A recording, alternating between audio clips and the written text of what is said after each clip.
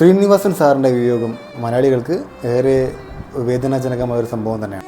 ജീവിതത്തിന്റെ ഓരോ ഘട്ടങ്ങളിലും ഓരോ തരം ആശയങ്ങൾ നമ്മളിൽ സ്വാധീനം ചെലുത്തും. ഒരു പ്രായത്തിൽ നമ്മൾ വിപ്ലവകാരിയാവും, രക്ഷിതാക്കളെ എതിർക്കും, ദൈവത്തെ നിഷേധിക്കും, യുക്തിവാദിയാക്കും. പിന്നീട് എപ്പോഴെങ്കിലും നമ്മൾ വീണ്ടും ദൈവവിശ്വാസിയായേക്കാം. പിന്നൊരു ഘട്ടത്തിൽ തത്വജ്ഞാനിയാകും. ഒടുവിൽ അതും വേണ്ടെന്ന് വെക്കും. അങ്ങനെ മാറിയും തിരിഞ്ഞുമൊക്കെയാണ് നമ്മൾ യഥാർത്ഥ നമ്മൾ. അദ്ദേഹത്തിന്റെ സിനിമകളിലൂടെയും എഴുത്തുകളിലൂടെയും നമ്മളെ ചിന്തിപ്പിക്കുകയും ചിരിപ്പിക്കുകയും ചെയ്ത ആ മഹാപ്രതിഭയുടെ ജീവിതത്തെ പുകവലി എങ്ങനെ ബാധിച്ചുവെന്ന് നമുക്ക് നോക്കാം. മലയാള സിനിമയിൽ ചിരിയുടെയും ചിന്തകളുടെയും ഒരു യുഗം തന്നെ തീർത്ത മഹാനടനാണ് ശ്രീനിവാസൻ. എന്നാൽ അതിന് പിന്നിൽ അദ്ദേഹം അനുഭവിച്ച ശാരീരിക ബുദ്ധിമുട്ടിനെ പറ്റി നമുക്ക് എന്തെങ്കിലും അറിയാമോ? പുകവലി എന്ന മാരകമായ ശീലം എങ്ങനെയാണ് അദ്ദേഹത്തിൻ്റെ ജീവിതത്തെ തകർത്തതെന്ന് അദ്ദേഹം പലപ്പോഴായിട്ട് പറഞ്ഞിട്ടുണ്ട്. പലപ്പോഴും തുറന്നു പറഞ്ഞിട്ടുള്ള കാര്യമാണ് സ്വന്തം ഈ പുകവലി ശീലത്തെക്കുറിച്ച്. അതെ, നിർത്തിയോ? പുകവലി നിർത്തിയോ? പുകവലി നിർത്തി. പുകവലിയാണ് തന്നെ ഈ പല അസുഖങ്ങൾക്കും എനിക്ക് ഒരുപാട് ബുദ്ധിമുട്ടുണ്ടാക്കിയത്. എഴുതുമ്പോൾ കൂട്ടിന് സിഗരറ്റ് വേണമെന്ന് എപ്പോഴും അദ്ദേഹത്തിൻ്റെ ശീലമായിരുന്നു. എഴുതുന്ന സമയത്ത് അഡിക്ഷനുള്ള സാധനം വിടാൻ പറ്റില്ല എന്ന് ഒരിക്കൽ അദ്ദേഹം പറഞ്ഞു. ഒരു സിഗരറ്റിൽ നിന്നും അടുത്തതിലേക്ക് തീ പകർന്ന ആ നാളുകൾ അദ്ദേഹത്തിൻ്റെ ശ്വാസകോശത്തെയും ജീവിതത്തെയും സാവകാശം തളർത്തുകയായിരുന്നു.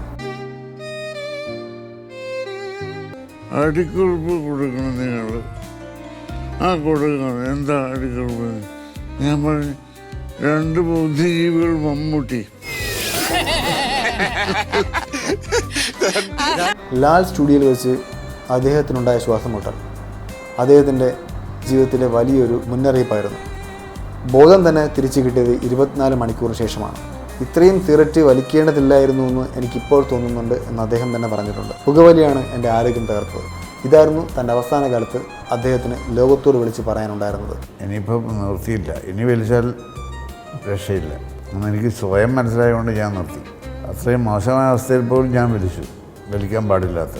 ഒരുപക്ഷെ അതുതന്നെയായിരിക്കും ഇപ്പോൾ പുകവലിക്കുന്ന ആൾക്കാരോട് നൽകാനുള്ള ഉപദേശവും, അല്ലേ? അല്ല, ഉപദേശമൊന്നും വേണ്ട, അവരവർ നിർത്തിക്കോളും സമയമാകുമ്പോൾ.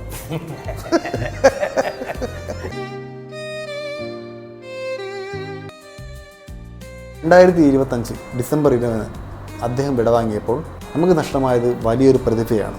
ഹൃദയ സംബന്ധമായ അസുഖങ്ങളും മറ്റ് ആരോഗ്യ പ്രശ്നങ്ങളുമാണ് അദ്ദേഹത്തെ നമ്മിൽ നിന്ന് അകറ്റിയത്. ഒരു സിഗരറ്റ് കിട്ടിയാൽ വലിച്ചു പോകുന്നത്ര വലിയ ആസക്തി, അഡിക്ഷൻ ആരെയും തകർക്കാൻ ശേഷിയുള്ളതാണ്. ശ്രീനിവാസൻ സാറിൻ്റെ ജീവിതം നമുക്ക് നൽകുന്ന വലിയൊരു പാഠമാണ്. കലയിലൂടെ അദ്ദേഹം നമ്മെ സന്തോഷിപ്പിച്ചു. എന്നാൽ അദ്ദേഹത്തിൻ്റെ ജീവിതത്തിലൂടെ നമുക്ക് തരുന്ന ഏറ്റവും നല്ല ഉപദേശം പുകവലി ഉപേക്ഷിക്കുക എന്നതാണ്. നമ്മുടെ കുടുംബത്തിന് വേണ്ടി, നമുക്ക് വേണ്ടി തന്നെ ഈ ശീലത്തോട് നമുക്ക് നോ പറയാം. പുകവലിയെ പറ്റിയുള്ള ഈ വീഡിയോ നിങ്ങൾക്ക് ഇഷ്ടമായെന്ന് വിചാരിക്കുന്നു. ഇഷ്ടമായാൽ തീർച്ചയായിട്ടും ലൈക്ക് ചെയ്യുക, ഷെയർ ചെയ്യുക, ചാനൽ സബ്സ്ക്രൈബ് ചെയ്യുക. നന്ദി.